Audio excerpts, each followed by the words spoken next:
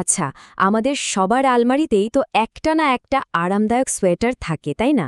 কিন্তু কখনো কি ভেবেছেন এই সাধারণ দেখতে পোশাকটার পেছনেও একটা অসাধারণ জগৎ লুকিয়ে আছে?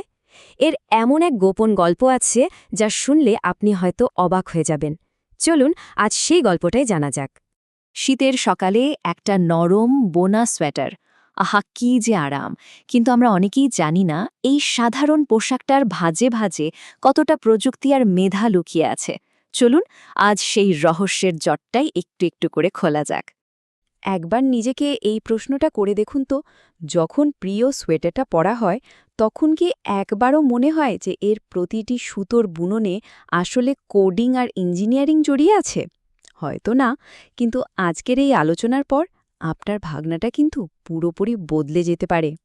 দেখুন, বোনার কথা ভাবলেই আমাদের চোখের সামনে কি ভাসে? দাদি নানিদের হাতে বোনার কাঁটা আর উলের বলের একটা ছবি, তাই তো? কিন্তু বিশ্বাস করুন, আধুনিক ফ্যাশন ইন্ডাস্ট্রি এখন আর সেই জায়গায় নেই। হাতে বোনার সেই রোম্যান্টিক ধারণা থেকে আমরা এখন সোজা চলে এসেছি কম্পিউটার চালিত বিশাল নিটিং মেশিনের যুগে। পার্থক্যটা একবার দেখুন। একদিকে হাতে বোনা, যেখানে একটা সোয়েটার বানাতে হয়তো কয়েক সপ্তাহ লেগে যায়, আর অন্যদিকে ইন্ডাস্ট্রিয়াল নিটিং, যেখানে অবিশ্বাস্য গতিতে হাজার হাজার নিখুঁত পোশাক তৈরি হচ্ছে, একটার পর একটা।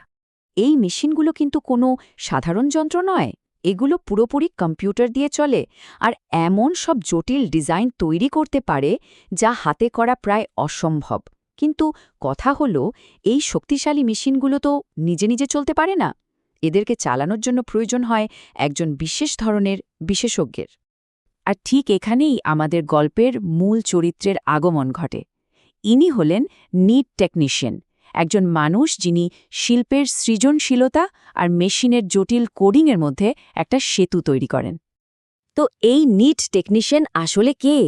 একদম সহজ ভাষায় বলতে গেলে তিনি এমন একজন এক্সপার্ট যিনি একজন ফ্যাশন ডিজাইনারের আঁকা বা ভাবনার ডিজাইনটাকে মেশিনের ভাষায়, মানে কোডে অনুবাদ করে দেন, যাতে মেশিনটা সেই ডিজাইনটা হুবহু তৈরি করতে পারে।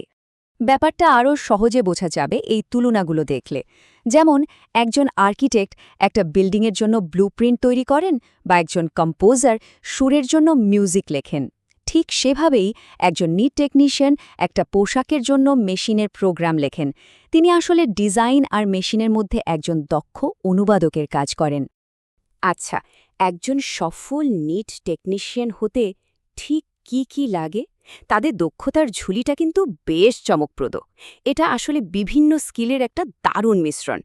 এই চার্টটা দেখলেই ব্যাপারটা পরিষ্কার হয়ে যাবে। তাদের কাজের প্রায় 40% হল টেকনিক্যাল প্রোগ্রামিং, 30% মেশিনের জ্ঞান, 20% ক্রিয়েটিভ প্রবলেম সলভিং, আর 10% হল সুতো বা অন্যান্য উপাদান নিয়ে জ্ঞান।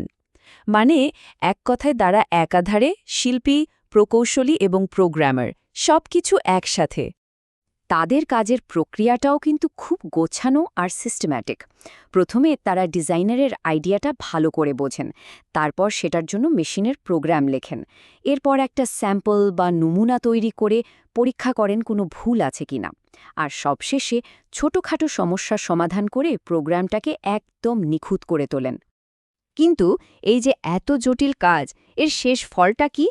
এর প্রভাব সরাসরি আমাদের প্রতিদিনের পরা পোশাকের উপর পড়ে। চলুন দেখি কিভাবে। আসল কথাটা হলো, একজন নিট টেকনিশিয়ানের দক্ষতার উপরেই কিন্তু নির্ভর করে আপনার কেনা সোয়েটারটা কতটা নরম হবে, কতটা আরামদায়ক হবে, আর কতদিন টিকবে। তাদের লেখা একটা নিখুঁত কোডই একটা সাধারণ পোশাককে একেবারে অসাধারণ করে তুলতে পারে। এই কথাটা পুরো বিষয়টাকে কি দারুণভাবে বুঝিয়ে দেয়, তাই না? নিটিং মেশিনটা যতই আধুনিক হোক, ওটা তো একটা যন্ত্র মাত্র, একটা বাদ্যযন্ত্রের মতো।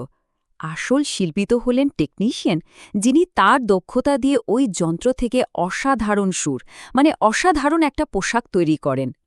তাই পরের বার যখন পছন্দের সোয়েটারটা গায়ে দেবেন, এক মুহূর্তের জন্য একটু থামবেন, এর আরামদায়ক বুননের দিকে তাকিয়ে ভাবার চেষ্টা করবেন সেই অদৃশ্য প্রকৌশলীর কথা, যার লেখা কোডিং আর নিখুঁত পরিশ্রমের ফলে পোশাকটা এত সুন্দর হয়েছে। হয়তো এবার থেকে এর ডিজাইনের মধ্যে সেই ডিজিটাল সুরটাও শুনতে পাবেন।